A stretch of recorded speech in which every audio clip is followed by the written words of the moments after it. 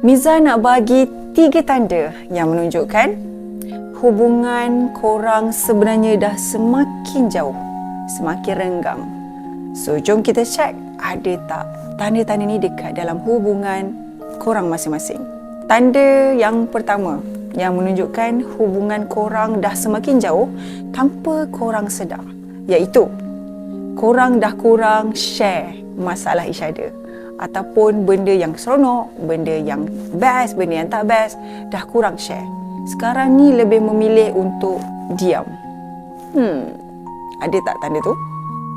Tanda kedua hubungan korang semakin jauh tanpa korang sedar adalah bila mana korang dah tak rasa seronok bila berjumpa.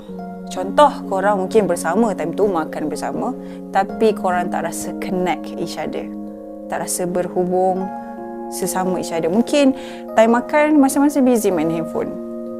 Ada ke tanda tu? Tanda yang terakhir, iaitu yang ketiga, hubungan korang sebenarnya dah makin jauh tanpa korang sedar, iaitu tapi sebelum tu Miza nak jemput korang follow akaun Miza yang ni. Sebelum korang dah tak jumpa dah akaun Miza yang ni yang post berkaitan 3 tanda by Miza Huzairi. Follow sekarang sebelum tak jumpa dah. Okey, so jom kita pergi ke poin yang terakhir.